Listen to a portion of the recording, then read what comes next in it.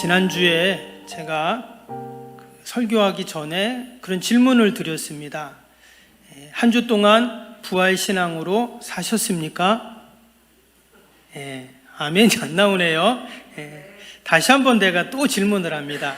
여러분, 지난 한 주간 부활신앙으로 사셨습니까? 아멘. 감사합니다. 기독교 역사를 보면 교회는 예수님의 십자가 사건을 통해서 우리의 죄사함을 확인하고 십자가 신앙을 갖게 되었습니다. 그런데 또 주님의 부활의 사건을 통해서 우리는 예수님이 하나님의 아들이심을 또 확인하는 그런 부활의 신앙을 갖게 되었습니다. 그런데 우리가 부활을 생각할 때 과연 주님의 부활하신 이유가 그것뿐인가? 라는 것이죠.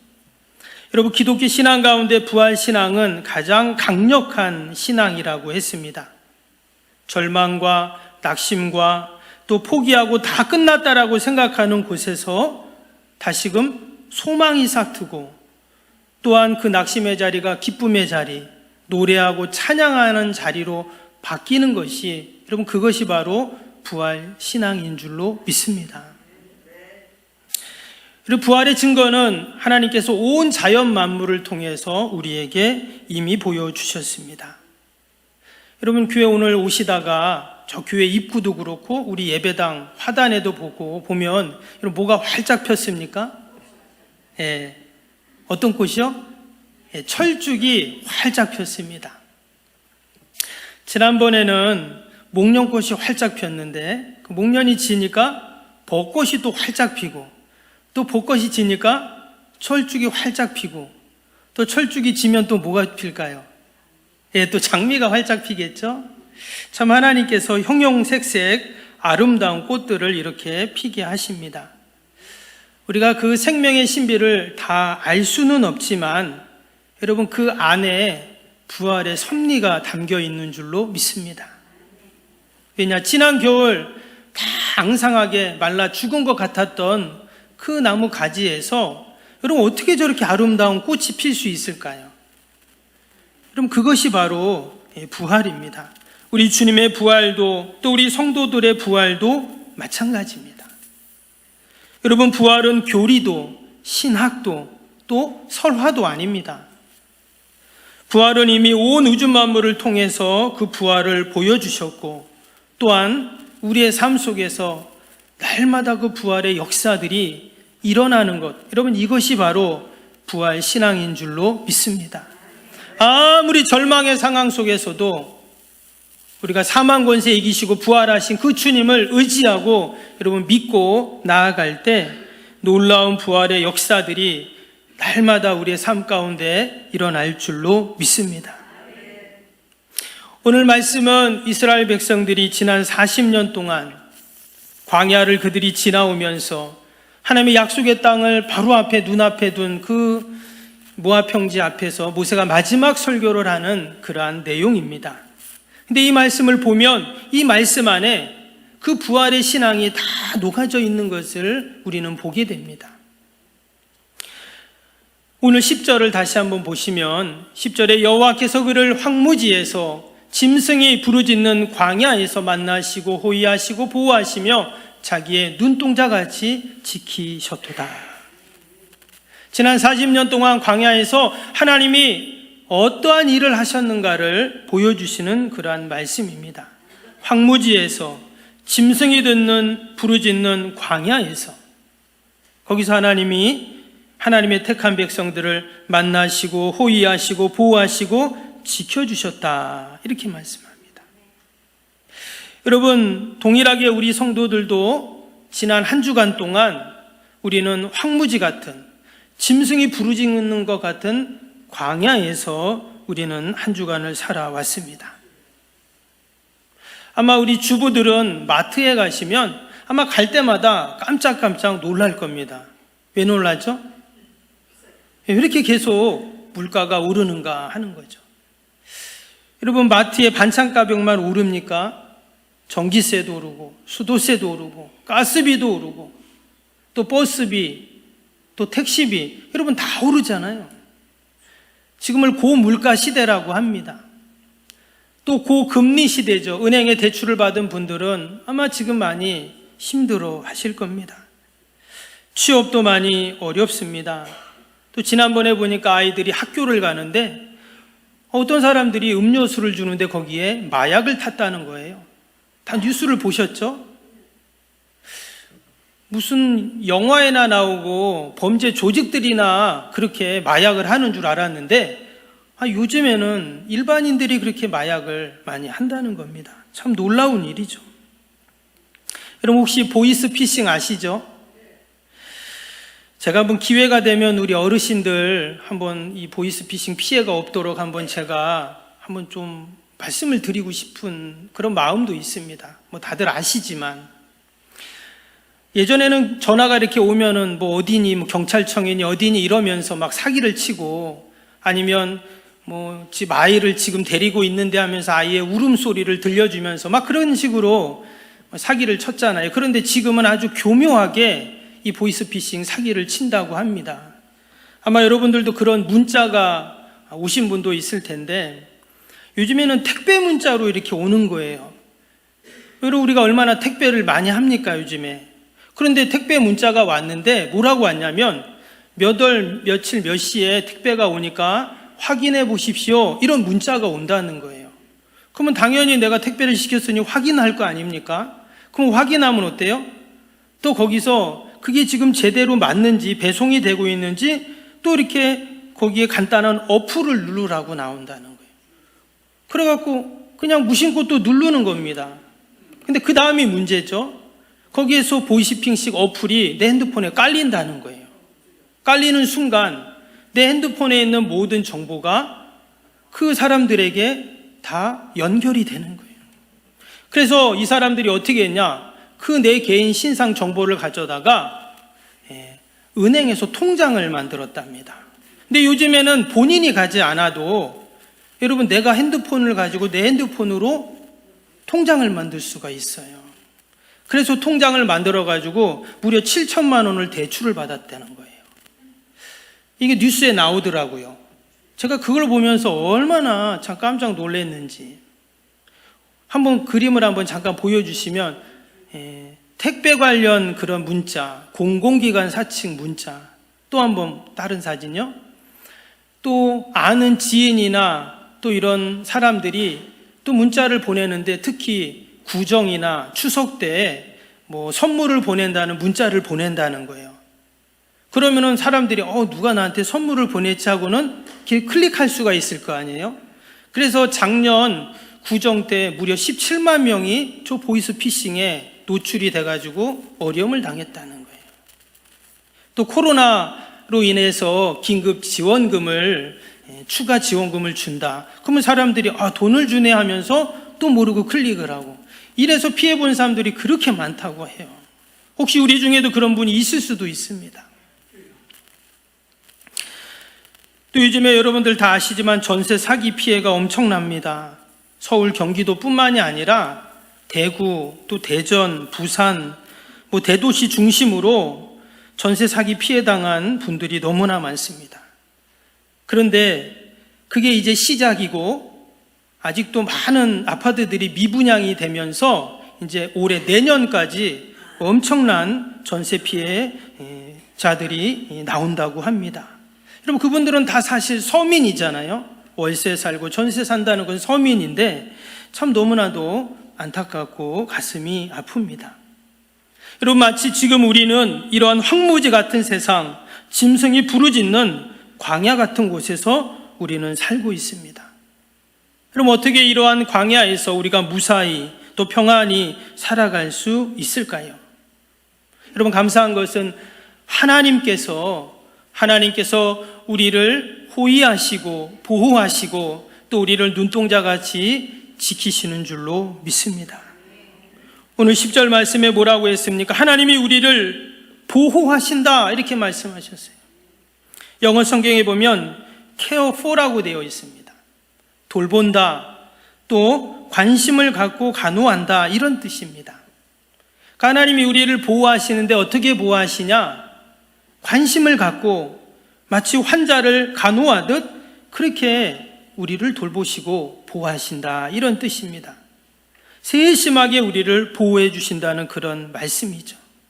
엄마가 갓난 아기를 돌보듯 어디 불편함이 없는지 그렇게 보살피는 것처럼 하나님이 우리를 그렇게 보호해 주시고 계시다 하는 말씀입니다.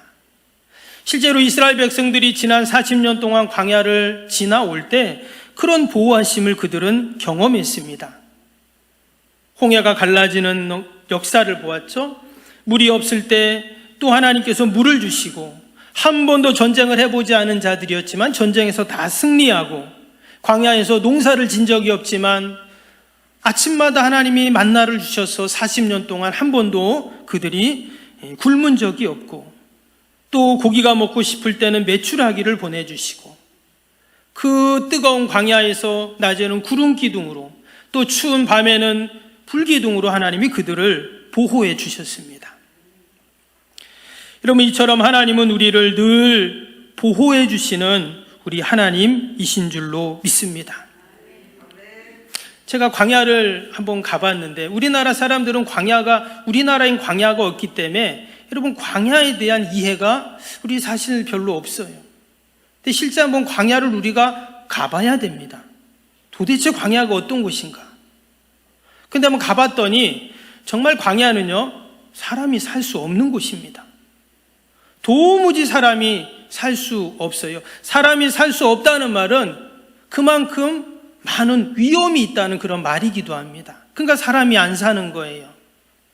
농사를 지을 수도 없고 물도 없고, 밤에는 들짐승들이 돌아다니고, 낮에는 독성이 강한 뱀과 정갈들이 득실거리고, 또 도적제들이 언제 출몰할지 몰라서 여행하기도 위험한 곳이 바로 광야입니다. 그런데 그런 광야에 이스라엘 백성들이 40년을 살은 거예요. 계속 그들이 이동을 했지만 아무튼 광야에서 40년 살았어요. 어떻게 그들이 40년을 그 척박한 땅에서 무사히 그들이 살 수 있었는가? 지금도 베두인 족속들이 거기서 살고 있습니다. 이 사람들은 뭐를 하냐면 오아시스를 찾아가면서 그렇게 양이나 염소를 키워요. 그래서 또 이쪽에서 풀을 뜯기고 오아시스에서 있다가 또 다른 오아시스로 가고, 이렇게 찾아다니는 사람이 있습니다. 그런데 이스라엘 백성들은요, 베두인 족속이 아니잖아요. 그들은 430년 동안 최고의 문명과 나일강이 있는 이집트에서 그들은 살았던 자들입니다.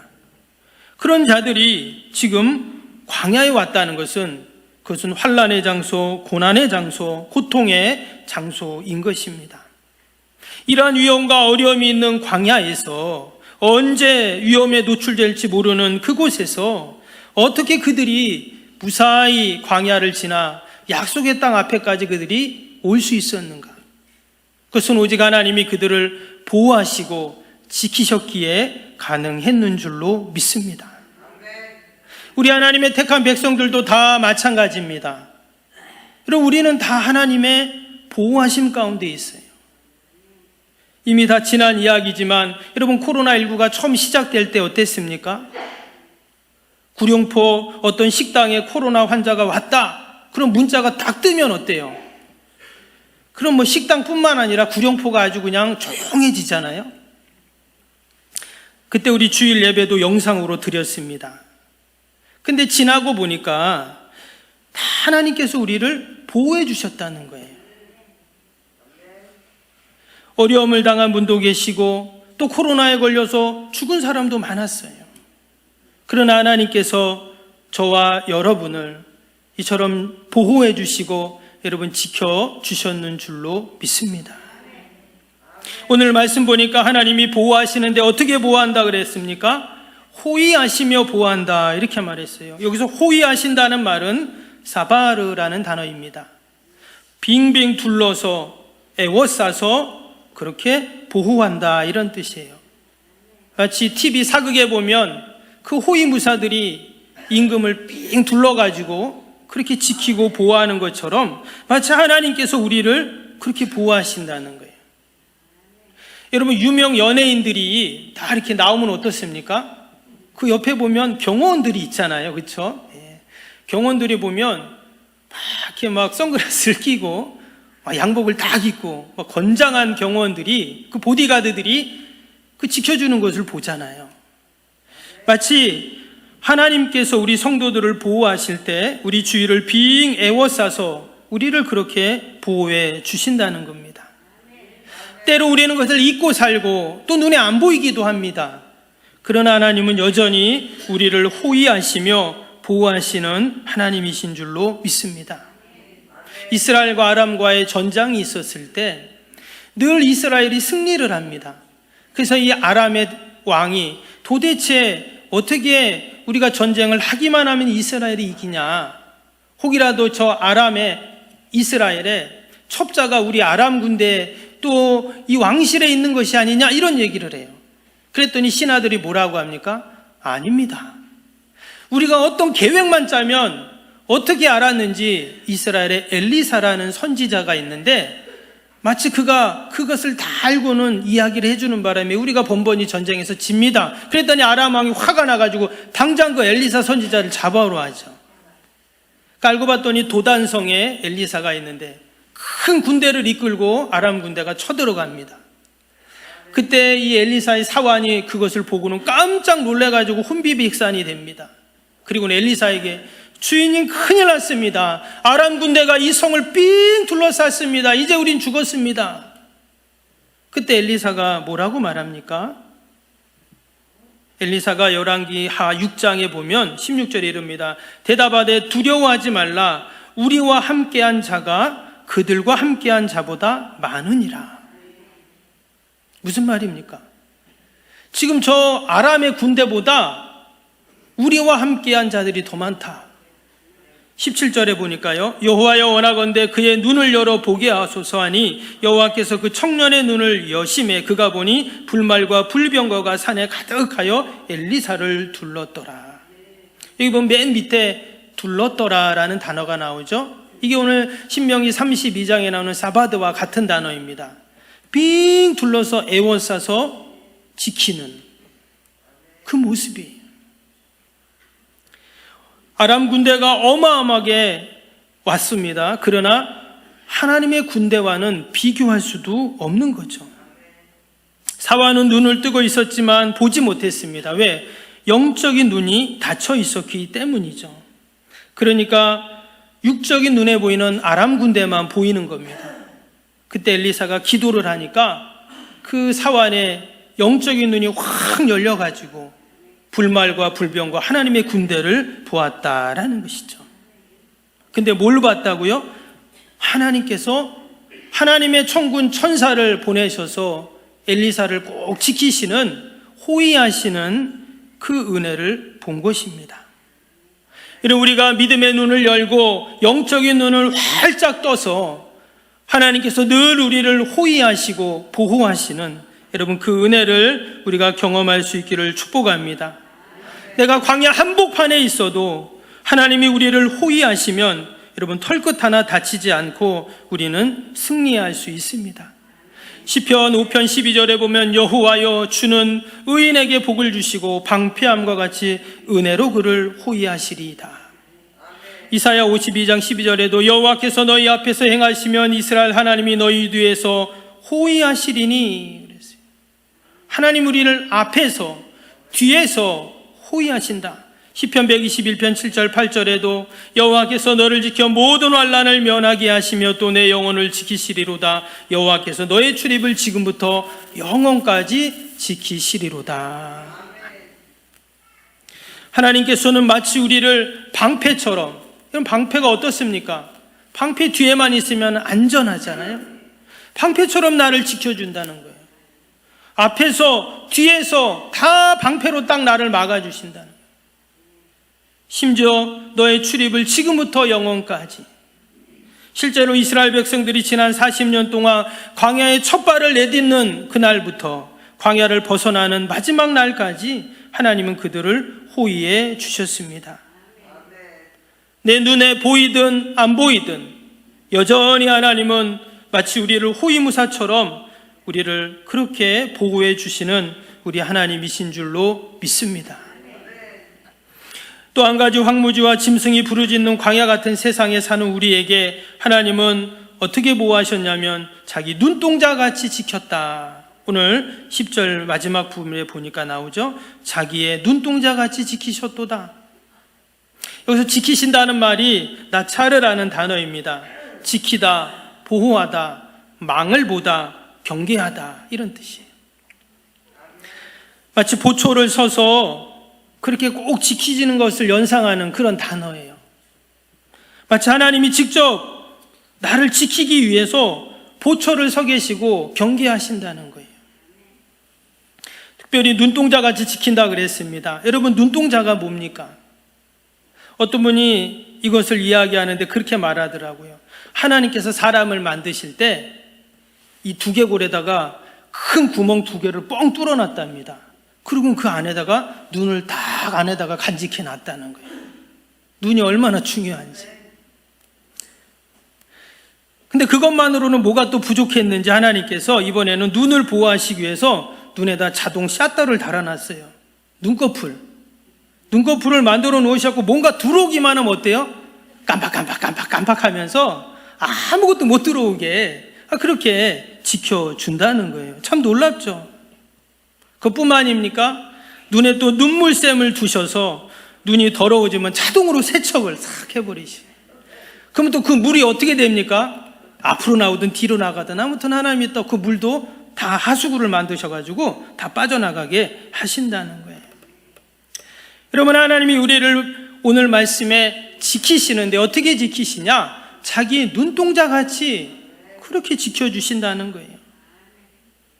지키고 싶으면 지키고 말고 싶으면 말고 이게 아니라 마치 내가 내 눈동자를 지키는 것처럼 그렇게 나를 소중하게 귀하게 여기시며 지켜주신다 하는 말씀입니다. 또 이 말씀 속에는요, 신속하게 지키신다 이런 뜻이 있어요.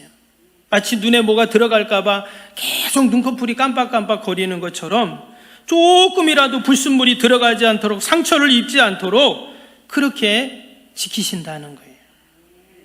뒤에 11절에 보면 이런 말씀이 나오죠. 마치 독수리가 자기의 보금자리를 어지럽게 하며 자기의 새끼 위에 너풀거리며 그의 날개를 펴서 새끼를 받으며 그의 날개 위에 그것을 엎는 것 같이 그랬어요. 독수리가 새끼를 훈련시킬 때 그렇게 한다 하죠. 보금자리에 있는 새끼를 막 날개를 퍼덕여서 떨어지게 해가지고 그 새끼가 땅에 떨어지기 전에 어떻게 해요? 그 어미 독수리가 쏜살같이 내려가서 그 날개를 펴서 새끼를 등에 업어서 하는 것처럼 하나님이 우리를 그렇게 우리를 지키신다 하는 그러한 말씀입니다. 왜 하나님이 우리를 이처럼 보디가드처럼 호위무사처럼 호위해 주시고 눈동자처럼 우리를 보호해 주시는가? 오늘 9절에 그 말씀이 나왔습니다. 9절 다시 보시면 여호와의 분깃은 자기 백성이라 야곱은 그가 택하신 기업이로다. 우리가 하나님 백성이기 때문에 하나님이 나를 택하셨기 때문에 그렇다는 거예요. 다른 이유가 없어요. 그래서 하나님이 우리를 그처럼 소중히 여기시는 거예요. 하나님의 자녀이기에 하나님의 택한 백성이기에 하나님이 우리를 그처럼 보호하시고 지켜주십니다. 때문에 우리의 택함받은 백성들은 어떻습니까? 우리는 자부심을 가져야 돼요. 나는 하나님께 택함받은 자다. 아멘. 하나님이 나를 지켜주신다. 하나님이 나를 보호해 주신다. 마치 눈동자에 어떤 불순물도 들어오지 않도록 깜빡깜빡거리면서 그렇게 보호하는 것처럼 하나님이 나를 보호하고 계신다. 이런 그러한 믿음을 갖고 그러한 자부심을 갖고 우리가 한 주간도 살기를 축복합니다. 우리는 시시한 자가 아닙니다. 여러분, 우리 석병교회는 시시한 교회가 아닙니다. 요즘에 세상 사람들은 교회를 정말 시시한 것으로 봐요. 그러나 교회는 그런 곳이 아닙니다. 혹이나 잘못한 부분도 있고 부족한 부분도 있을 수는 있겠죠. 그러나 주님의 몸된 교회는 여러분 그런 곳이 아니에요. 너무나 귀한 곳이고 소중한 곳이고 여러분, 우리 석병교회가 여기에 있기에 석병 땅이 복을 받는 줄로 믿습니다. 내가 신앙을 갖고 믿음을 갖기에 우리의 자녀가, 우리의 가정이, 일터가 복을 받는 거예요. 여러분, 한국교회가 선교사들의 순교의 피로 인해서 이 땅에 세워졌기에 우리 한국 땅이 복을 받았는 줄 믿습니다. 그거 아니면 우리나라가 왜 복을 받습니까? 한국전쟁 때 우리나라가 전 세계 꼴찌였다 그러죠. 여러분, 그게 70년 전입니다. 여러분, 70년 만에 우리나라가 세계 7위 안에 들어갔어요. 여러분, 이것을 뭐로 우리가 설명할 수 있습니까? 하나님이 복을 주셨기에 여러분 가능한 줄로 믿습니다. 저와 여러분 절대 시시한 사람이 아닙니다. 우리는 다 여호와의 분기시고 하나님의 택한 기업입니다. 이게 바로 부활신앙이에요. 우리가 늘 그 부활신앙으로 견고해지고 가정에 있든 직장에 있든 또 사명을 감당하든 어디에 있든 심지어 내가 아파서 병원에 있든 나는 부활신앙의 사람이다. 이 믿음을 갖고 우리가 살면 여러분 날마다 승리하는 은혜가 있을 줄로 믿습니다.